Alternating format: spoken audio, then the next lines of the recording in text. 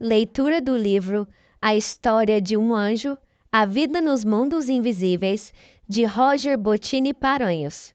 Obra mediúnica orientada pelo espírito Hermes. Sexta edição, 2007, Editora do Conhecimento. Desta vez não fomos caminhando. O teatro onde seria realizado o espetáculo localizava-se na região central da cidade, muito longe para irmos a pé e chegarmos a tempo. A exemplo de Gabriel e seus amigos, deslocamo-nos através da força de nossos pensamentos. Os espíritos desencarnados, desde que tenham o poder de comando sobre si, ou seja, uma considerável força de vontade, podem, através de um forte desejo, deslocarem-se por longas distâncias na velocidade do pensamento, ou, suavemente, sobre o ambiente, como se estivessem voando sobre o percurso. Fenômeno este conhecido como volitação no meio espiritualista. Somente através deste processo é possível visitar planetas a milhares de anos-luz da Terra e conhecer outras moradas da casa do Pai. Claro que a distância que cada um tem capacidade de percorrer depende do seu grau evolutivo. É evidente que um fumante inveterado, um viciado de drogas ou todas aquelas pessoas que não conseguem nem mesmo libertar-se de vícios que lhes destroem o corpo e a alma, ou seja, pessoas que não possuem força de vontade nem mesmo para cultivar uma vida saudável, não poderão nem mesmo deslocar-se da sala para a cozinha de uma residência através da volitação. Muitas vezes, estes irmãos que não conseguem decidir o rumo de suas próprias vidas não obtêm êxito para atravessar uma simples parede no mundo material. Após seu tormentoso desencarne, tendo que aguardar que um encarnado abra uma porta para poder sair do ambiente em que está confinado. Ao contrário dos espíritos puros, que chegam a cruzar a galáxia em uma fração de segundo através do poder de suas vigorosas mentes. A sensação de volitar foi emocionante. Senti-me desajeitado e pude notar a intervenção do irmão Hermes para que eu obtivesse êxito sem problemas, naquela forma de transporte em que já me sentia destreinado, ainda mais na condição de espírito encarnado, liberto temporariamente do corpo físico. Senti-me como na primeira vez em que andei de bicicleta, assustado, mas empolgado. Antes de decolarmos, o irmão Hermes pegou minha mão e solicitou que eu mentalizasse o teatro que estava na outra margem do grande lago. Era uma considerável distância. Eu podia ver a casa de espetáculos, mas não conseguia analisar seus detalhes devido à grande distância. O solícito amigo disse-me para desejar intensamente estar lá, como se uma força começasse a exercer atração entre mim e o teatro. Comecei então a sentir que o fofo gramado em que eu estava pisando estava ficando mais leve. Logo mais, senti que não havia mais o contato entre os meus pés e o solo. Segundos depois, estávamos sobrevoando o imenso lago. Indescritível emoção. Obrigado, meu Deus, mais uma vez por isto ser a mais pura verdade e não um conto de fadas, gritei. Em poucos minutos, havíamos percorrido a grande distância que separava os dois pontos. Aterrissamos suavemente no fofo gramado predominante em toda a cidade. Olhei para o lago e observei na outra margem a imponente Casa da Sabedoria e um pouco mais ao lado, perto de outras edificações, a creche em que nos encontrávamos. Naquela margem do lago eu pude constatar a beleza dos dois grandes morros verdes encarpetados com a beleza do gramado perfeito, onde, momentos antes, havíamos apreciado o magnífico pôr do sol. Hermes chamou-me a atenção, ajeitando sua vasta cabeleira. Estás vendo aquele morro? Assenti com a cabeça. É ali que o Mestre Jesus costuma proferir suas belas palavras aos habitantes do Império do Amor Universal. Meus olhos brilharam de emoção. Hermes, conhecendo-me muito bem, enriqueceu a afirmação com detalhes.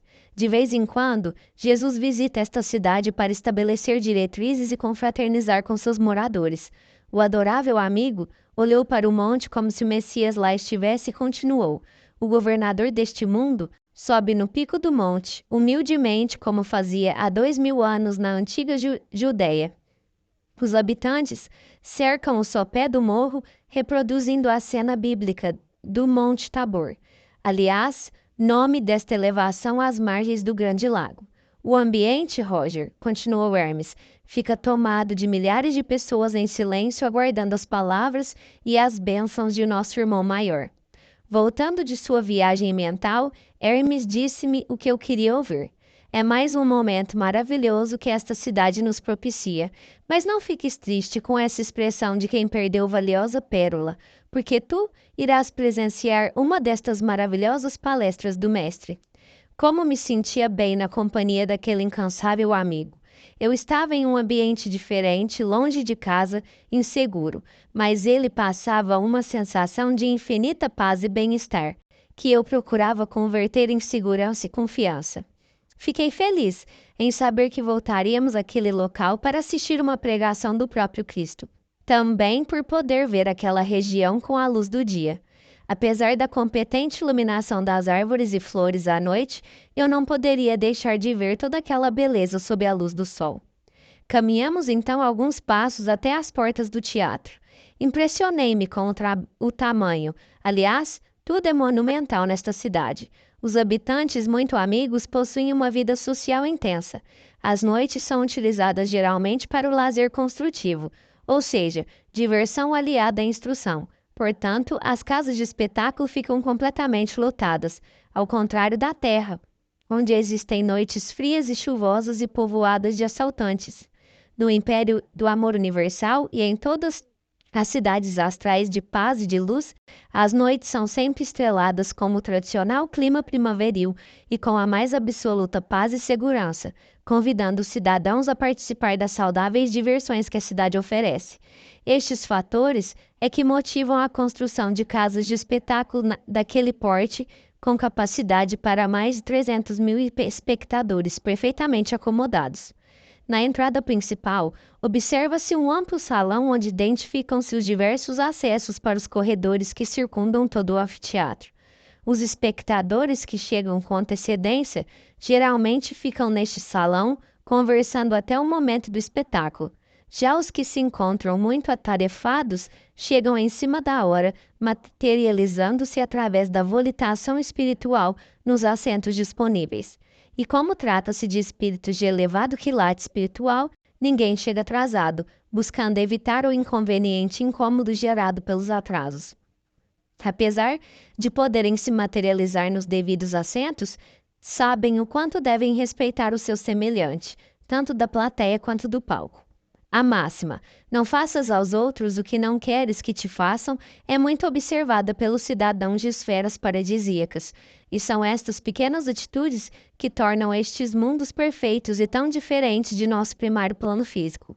Logo, percebendo que não poderão chegar a tempo para o início do espetáculo, os habitantes do Império do Amor Universal resolvem adiar para uma outra ocasião, procurando então outra atividade para realizar nesta grande metrópole espiritual, visto que o motivo comum para o atraso não é a preguiça ou a irresponsabilidade, e sim o trabalho árduo em prol da obra de Deus. Nessas ocasiões, é melhor adiar a diversão para atender plenamente ao trabalho, o que é um prazer para os anjos. Ah, como estão enganados aqueles que acreditam que o céu e o ócio são compatíveis. Mas voltemos ao teatro. Ganhamos as grandes portas que dividiam o grande hall que circunda a sala de espetáculos. Que cena maravilhosa!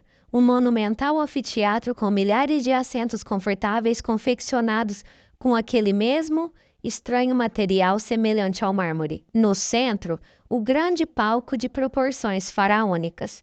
Estranhei a falta total de cenários, mas logo após surgiu um pequeno grupo de artistas que começaram a realizar um processo de materialização prévia do cenário.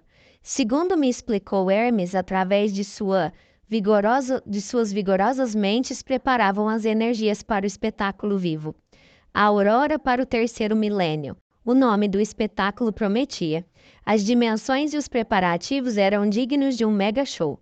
Na parte mais alta do palco encontrava-se estranho instrumento, similar a um órgão moderno, mas muito maior e com uma infinidade de teclas, o que permitiria aos instrumentistas milhares de combinações de sons. Eu fiquei imaginando que no mínimo 5 pessoas iriam tocar o gigantesco aparelho simultaneamente. Enquanto esperávamos o início do espetáculo, o céu do cenário mudava de cores. Apareciam nuvens, claridades, relâmpagos, começou a surgir uma mata selvagem no chão e estranhas árvores. O cenário mudava rapidamente, como se estivessem sendo passadas as cenas básicas do espetáculo, mas tudo em silêncio, sem som algum. Somente era possível ouvir a conversa amena dos espectadores, quando de repente surgiu à frente do grande órgão uma moça que aparentava a idade física de uns 25 anos, cabelos louros e a tradicional túnica branca com cordel lilás. Sem apresentações, a moça executou silenciosa prece e após concentrou-se no enorme teclado do órgão à sua frente. Aí ocorreu o impressionante. As teclas começaram a ser pressionadas pelo invisível, ou seja, pela mente da moça. Era um movimento frenético que produzia uma composição musical impressionante.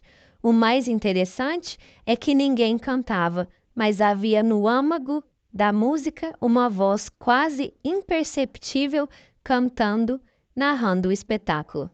Compreendi então a limitação do ser humano e do corpo físico. Uma única pessoa não seria capaz de executar tal instrumento com tal grau de complexidade em sua musicalidade sem um pelotão a auxiliá-la. Mas o espírito imortal que tudo pode ultrapassa as limitações físicas e consegue o impressionante para os olhos encarnados na Terra. A música tocada em sua complexidade lembrou-me um computador executando milhões de instruções por segundo. Algo impossível para um ser humano com seus parcos recursos físicos. Com certeza, os músicos encarnados ficariam boquiabertos presenciando esta cena. Lembrei-me então de Mozart, um dos mais sublimes compositores que pisou na terra, e pensei: não será esta moça o próprio espírito de Mozart com outra forma espiritual? Depois de nova encarnação no mundo físico? Hermes socorreu meus pensamentos dizendo-me que a moça não era Mozart.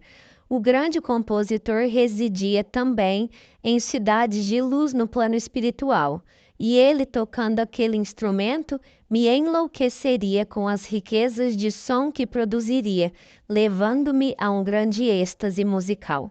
A moça, comparada a Mozart, era só uma aprendiz. Impressionei-me. A música, incomparável a qualquer uma, elaborada e executada na terra, elevou nossas almas a sublimes emoções. No âmago, a narração cantada com estrofes belíssimos sobre o início da evolução espiritual na terra, as leis mosaicas e o advento de Jesus. Todas as cenas passavam à nossa frente como se fosse um grande filme. Um épico, uma superprodução cinematográfica que era criada pelos integrantes do grupo teatral, que através de suas mentes projetavam as cenas que víamos sem a tradicional participação dos atores na peça. O irmão Hermes fez-me um sinal para que eu observasse os integrantes da companhia Filhos do Vento no centro do espetáculo, materializando as imagens que víamos. Lembravam-me médiuns encarnados em profunda concentração para poderem gerar o fenômeno maravilhoso. O constante duelo entre o bem e o mal, os ensinamentos sagrados sendo desenhados pela humanidade como realmente ocorre nos dias de hoje, arrastando os homens para o despenhadeiro das trevas. O constante ciclo de reencarnações de cada criatura, simbolizando o infinito perdão, amor e misericórdia de Deus. Mas os homens, apesar de fazerem infindáveis promessas de mudança de rumo no mundo espiritual, ao chegarem ao plano físico, retornam aos atos desregrados e anticristãos. Observamos também nas cenas os abnegados missionários descendo à Terra em missão de paz e progresso para a humanidade, como Francisco de Assis e outros. muitos homens convertendo-se para receber o amor de Cristo através de sua conduta renovada, alguns mesmo sem acreditar em Deus, comprovando que Deus espera de seus filhos o bom proceder e não a crença dissimulada e a adoração fanática. Nos momentos em que o espetáculo mostrava os que se colocavam à direita do Cristo, a música tomava um aspecto divino, clareando as imagens. À noite, a vida humana recebia a luz através da manifestação do bem. O espetáculo desenrolava-se com uma perfeição e inteligência incríveis. Nada era esquecido, e tudo era mostrado de uma forma ampla, mas em cenas rápidas e profundas, para evitar que o espetáculo ultrapassasse o horário pré-estabelecido. Apresentava-se a cena de um pastor louvando a Deus e mostrando seu grande conhecimento das leis. Logo após, o mesmo pastor expulsando a filha de casa, amaldiçoando e condenando a pobre moça ao fogo do inferno por desvios de conduta. Fruto do desinteresse paterno para com as suas aflições de adolescente. Em outra cena, a mesma moça entregando-se ao trabalho árduo e honesto como doméstica em uma casa de família justa, que amparou a ela e ao filhinho, do qual o pai da moça, transtornado, desejou promover macabro aborto, que foi evitado pela sensatez da moça e pela influência de espíritos de luz. Nova cena apresentou-se no grande palco, o pai arrogante e prepotente dizendo aos amigos que auxiliava sua filha, com grande empenho, rezando por sua alma pecadora. O fim deste breve ato mostrava o desencarne de ambos, o pastor descendo às trevas infernais e a moça sendo carregada para instituições espirituais por irmãos abnegados. A riqueza de cores e a perfeição das imagens era impressionante. A música continuava a nos envolver. Em outro momento do espetáculo, mostravam-se diversas encarnações de um homem, todas desperdiçadas por motivos fúteis e infantis. Quando pobre, lamentava a pobreza e ofendia a Deus por permitir as diferenças sociais. Quando rico, suicidou-se entediado com sua vida fútil e preguiçosa. Quando seriamente enfermo, escravizou os familiares porque achava-se injustiçado pela vida e, portanto, todos deveriam servir ao pobre coitado como se autodenominava. Em outra encarnação, recuperou a saúde física, mas terminou morto em um estúpido acidente automobilístico causado por sua própria embriaguez. E, por fim, a sua última chance antes do exílio, dos da esquerda do Cristo, como preceituam as profecias de final dos tempos, nasceu no subúrbio carioca, amparado por família honesta. Antes dos 20 anos, já havia conquistado uma boca de fumo para administrar nas favelas cariocas. Poucos meses depois, estava metralhado no solo do seu antro, vitimado por rivais do narcotráfico. O som ambiental nestes momentos era assustador. O som de metralhadoras, a vivacidade das imagens, quando as cenas ficavam muito pesadas, o tema voltava-se para cenas mais amenas, cheias de esperança e paz. As cenas chocantes eram mostradas com o objetivo único de estudo e análise. Impossível tapar o sol com uma peneira, porque esta é a realidade atual do mundo, em que vivemos no plano físico, cenas de final dos tempos. Após os pequenos atos individuais, foi a vez das confirmações das profecias. Tempestades, terremotos e inundações, fome, miséria, guerras, os relâmpagos que aparecem nos preparativos para o espetáculo, agora adicionados ao som poderoso dos trovões, tomavam um aspecto assustador. As profecias eram recitadas no íntimo da música, enquanto as cenas comprovadoras eram reproduzidas no palco, no centro dos 300.000 espectadores. A fome, a guerra, a peste, a inversão dos valores, as grandes calamidades, tudo era mostrado em rápidos flashes. Eram mostrados também os falsos profetas, os pastores de igrejas que iludem o povo com um sensacionalismo barato para extorquir dinheiro dos que tanto precisam. Neste momento, a música tornou-se serena, como se estivesse transmitindo um sentimento de piedade por estes homens que distorcem os ensinamentos de Jesus para obter dinheiro desonesto através do sofrimento de pessoas humildes. Grande sofrimento, com certeza, os aguarda no além-túmulo. O espetáculo desenrolava-se com cenas cada vez mais deslumbrantes. A fotografia era perfeita. A amplitude do cenário nos obrigava a movimentos frenéticos com a cabeça para não perdermos os detalhes dignos de um minucioso artista. O palco, gigantesco no centro da plateia, a exemplo de um grande estádio de futebol, obrigava os mentalizadores do espetáculo a realizar uma construção de imagens ricas em detalhes, visto que havia público em todos os ângulos do palco. Fiquei abismado com o domínio exercido por toda a companhia de teatro sobre o espetáculo, desde a moça que dominava aquele instrumento musical complicadíssimo aos meus olhos, até os construtores de imagens no palco. O que poderíamos chamar de primeiro ato desenrolou-se por cerca de 1 hora, do que entendo por hora, pois no palco espiritual todas as referências terrenas perdem seu sentido. Foram mostradas as aberrações da humanidade, como o nazismo, mas também as vitórias de Deus, como a vida messiânica de Gandhi. Pode-se observar que muitos venceram a atual etapa da evolução espiritual da humanidade nestes séculos que se passaram. Espíritos valorosos que compreenderam através de todas as religiões e até mesmo sem elas, que amar ao próximo como a si mesmo é o caminho para a verdadeira vitória.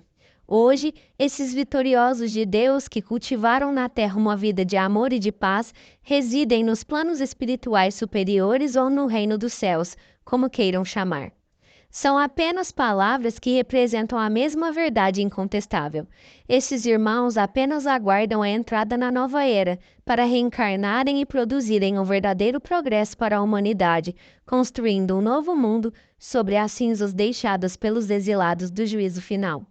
Este período em que vivemos, o qual foi denominado pelos grandes profetas de final dos tempos, que nada mais é que o final de um ciclo evolutivo da Terra, divide-se entre aqueles que obtiveram a aprovação neste ano letivo de evolução do planeta e que aguardam o próximo período no reino dos céus, e aqueles que ainda não adquiriram sua condição de eleitos para o terceiro milênio, os que vivem o seu período de recuperação terapêutica, ou seja, sua última encarnação na Terra para salvar-se do exílio iminente para o mundo inferior. Segundo Jesus, esta é a convocação dos trabalhadores da última hora. Vide Evangelho. Todo aquele que não for aprovado por sua própria conduta deverá ser enviado para um mundo que esteja em sintonia com a sua índole viciosa e degradante, ficando na Terra os eleitos para as novas encarnações de aprendizado e evolução. Voltemos ao espetáculo. Quase ao final deste primeiro grande ato, as imagens mostravam o retorno ao mundo espiritual destes que estavam encerrando sua última oportunidade de ficarem na Terra. A maioria esmagadora, ao chegar ao plano espiritual depois de libertarem-se de seus caprichos infantis, adquirindo através de uma vida extremamente materialista na Terra, terminavam por conscientizar-se das promessas feitas antes de reencarnarem. Promessas feitas, mas não cumpridas. Então, passou a apresentar-se naquelas telas vivas do palco o choro e a lamentação dos exilados, os que se colocaram à esquerda do Cristo, os que preferiram ser lobos ao invés de cordeiros de Deus. Alguns poucos conseguiram dominar seus instintos inferiores e vencer. Muitos destes, exilados por irmãos, auxiliados por irmãos benfeitores que desceram à terra, já na condição de eleitos, apenas para auxiliar os irmãos de boa vontade. Uma cena do espetáculo que emocionou a todos foi a de uma nobre mulher que já havia adquirido o passaporte para a nova era, mas por extremo amor retornou à terra com seu marido de diversas encarnações anteriores, que estava por um fio para ser exilado. Tanto ela trabalhou pelo engajamento do marido no caminho do bem que obteve sucesso. O marido e ela converteram-se ao espiritismo e paulatinamente ela conquistou a sincera renovação interior do companheiro, o que permitiu o ingresso do seu amado para ser cidadão da terra da nova era. Retornando, ambos ao plano espiritual compreenderam plenamente a importância grandiosa do bem e do cultivo da fé em uma vida superior, e receberam de Deus e de Jesus valiosa recompensa, O marido, reconhecendo todo o esforço de sua esposa para promover a sua reforma íntima, ajoelhou-se e beijou-lhe as mãos em sinal de gratidão. As últimas cenas do primeiro ato foram referentes à descida à Terra de espíritos missionários para desenvolver tecnológica e espiritualmente o planeta para o terceiro milênio. Cientistas trazendo descobertas principalmente para a área médica.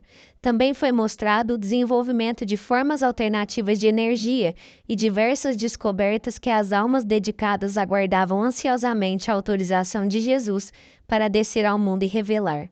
Foram mostrados também os missionários designados para a revelação da nova concepção religiosa para o terceiro milênio, o Consolador prometido por Jesus, as manifestações puras como doutrina espírita e outros que buscam revelar a vida e os ensinamentos de Jesus sem a fantasia e a burocracia decadente daqueles que se intitulam donos da verdade.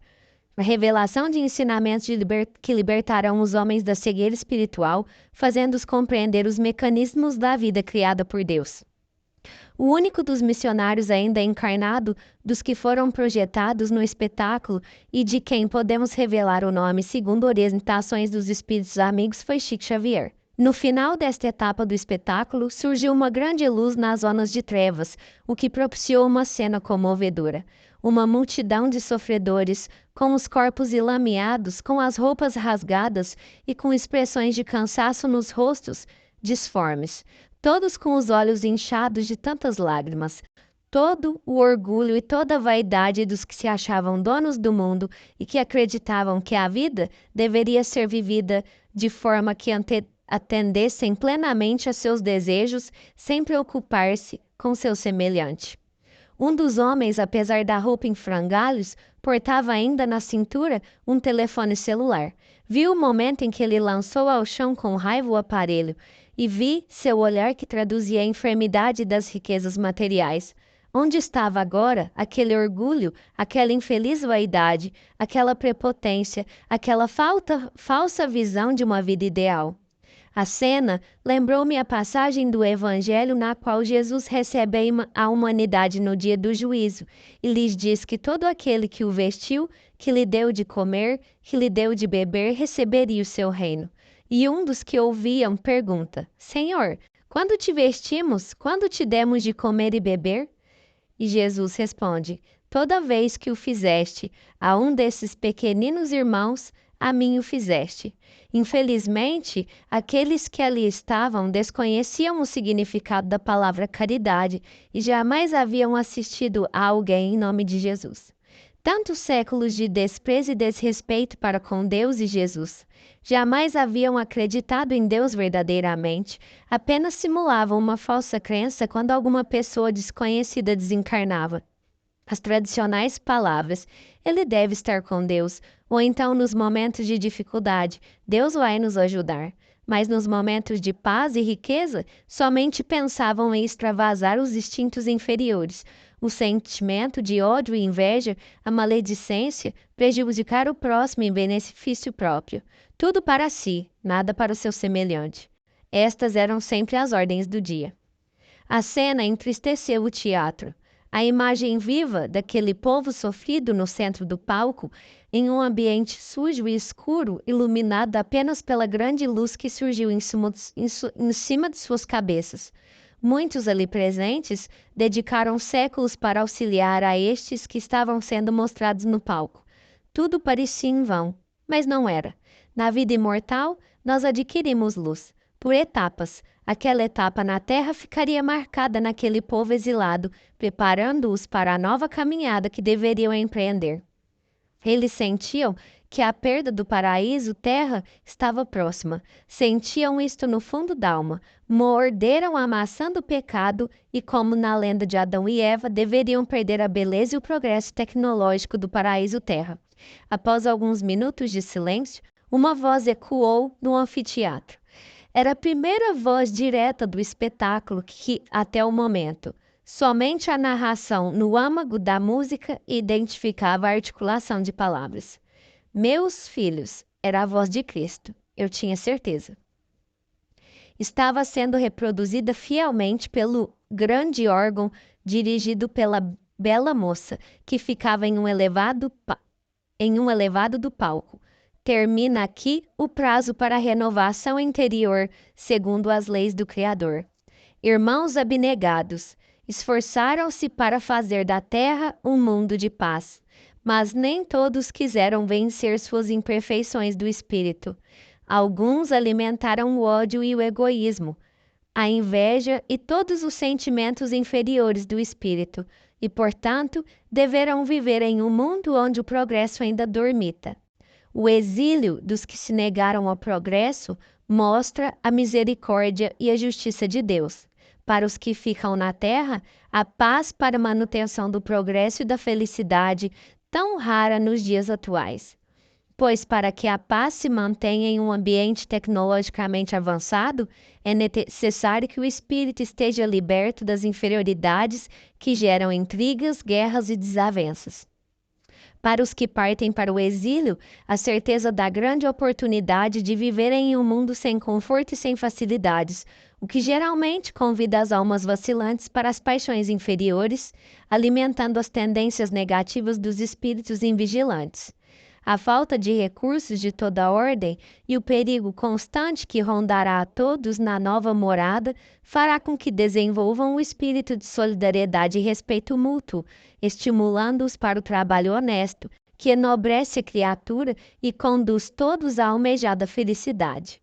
Que Deus abençoe a todos na nova caminhada e não se esqueçam que o Pai está presente em todo o universo e principalmente no coração daqueles que procuram a luz com boa vontade.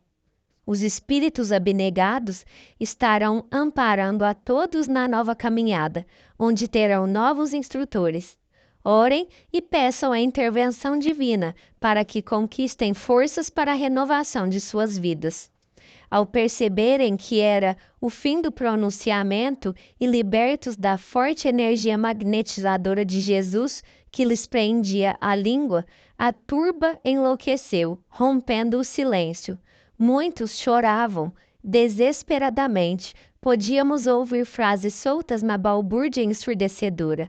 Não, meu Deus, me perdoa, eu vou ser melhor, eu vou me esforçar, mas deixa eu ficar. Eu não quero ir, tenho medo. É um engano, maldito engano. Houve um erro. Eu sou puro, puríssimo. Dediquei-me integralmente aos vossos ensinamentos. Maldito Nazareno, quem tu pensas que és para nos condenar? Nós voltaremos para a vingança. O barulho e as imagens foram diminuindo até cessarem por completo. Era o fim do primeiro ato. Os técnicos do espetáculo começaram a higienizar o palco. Uma luz forte começou a surgir no centro do espetáculo. As cores pálidas de tom pastel deram espaço à formação de uma paisagem igual à da cidade em que estávamos. Pássaros cantando, paz e amor no ar. Era o início do segundo e último ato. A nova era surgia para os eleitos de Cristo. A paz prometida por Jesus no Sermão da Montanha, começando a ser concretizada no mundo dos homens. Na terra agora estavam encarnados os eleitos para a nova era, um novo olhar nos corpos físicos agora habitados por espíritos de Skol. Muita paz, alegria e progresso. Na direção das empresas, homens íntegros, honestos e preocupados com a coletividade e não apenas com seus bolsos. No corpo das organizações, irmãos dedicados e com vontade de trabalhar para trazer sua parcela de contribuição para a sociedade. Não mais aqueles trabalhadores que reclamavam o dia todo do trabalho e trabalhavam com má vontade pensando apenas no final do expediente, quando poderiam tomar sua cervejinha ao som de uma música primitiva. Agora, os trabalhadores procuravam, após o trabalho dedicado, o lazer em companhia da família, com os filhos nos parques e nas quadras de esporte, longe dos vícios degradantes.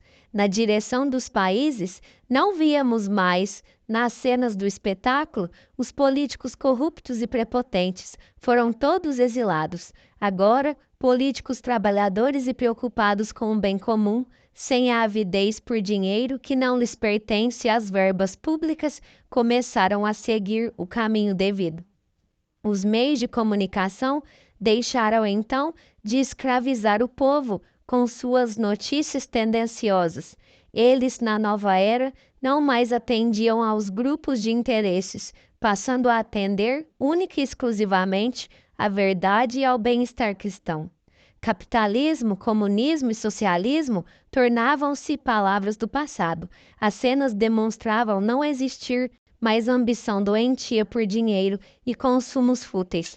O status da riqueza era algo decadente e ultrapassado. O que vale no terceiro milênio são as riquezas do coração. Os que ainda acreditavam em posições sociais eram apenas dignos de piedade cristã. Todas essas cenas surgiam à nossa frente, em indecifrável paz e beleza. Um mundo novo e perfeito. Utopia? Não. A realidade que nos espera quando consolidar-se a transição que já estamos vivendo. Claro que tudo não ocorrerá da noite para o dia, mas as novas gerações com certeza começaram a sentir as mudanças que já estão se materializando entre nós por vontade divina. Mas, sem dúvida, os da direita do Cristo reencarnarão novamente na Terra e poderão usufruir o que lhes foi preparado desde o início do mundo. No final do espetáculo, surgiu no palco a imagem de um homem com seu filho folheando um livro de história antiga. O menino, olhando as gravuras de guerra, perguntou ao pai: Pai, o que é isso? Que roupas e máquinas são estas? O pai do menino olhou para o céu e para a natureza ao seu redor, apreciou a beleza e a paz que o cercava, inspirou profundamente aquele ar puro e revitalizante, fechou os olhos e agradeceu a vida feliz que podiam ter agora, a felicidade que Jesus tanto havia prometido. O mal finalmente havia sido varrido do mundo. O homem olhou então para o seu filho e disse: Meu filho, isto que tu vês faz parte de um triste passado. Tempo em que o homem fingia acreditar ou não acreditava em Deus e na vida imortal. Esta posição da humanidade em relação a Deus levou-os a esquecer os conceitos mais básicos de amor e de paz.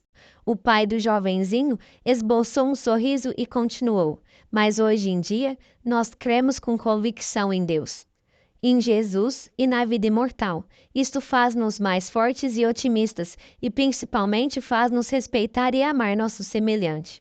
Esta nova concepção de vida faz com que este passado que tu vês neste livro jamais venha se repetir. A cena congelou-se na tela e a música tomou um quê de encerramento. Todos levantaram-se dos assentos para aplaudir o espetáculo. Os componentes da companhia Filhos do Vento corriam de um lado para outro do imenso palco para agradecer os efusivos aplausos. Enquanto isto, a última imagem do espetáculo começava a desfazer-se no palco como se fosse um desenho feito no céu, pelos aviões da Esquadrilha da Fumaça. A música prosseguia, apesar da moça que a executava ter descido ao palco para unir-se aos companheiros e receber os aplausos. Certamente ela controlava o aparelho à distância. Todos aplaudiam comovidos. Comecei a percorrer a plateia com o olhar, e mesmo com um público gigantesco lotando as dependências do teatro, eu encontrei Gabriel e seus amigos. Vi as lágrimas correrem em seus belos olhos verdes. A emoção também o invadira, como havia me invadido. Pensei nas histórias que Gabriel teria a nos contar no decorrer destas páginas. Fiquei feliz, e mesmo estando em outra dimensão, apenas assistindo mediunicamente às cenas que se desenrolavam, continuei aplaudindo em lágrimas o espetáculo. Terminamos mais um capítulo com a bênção de Deus e do Mestre Jesus. Nos encontramos no próximo. Abraços de luz.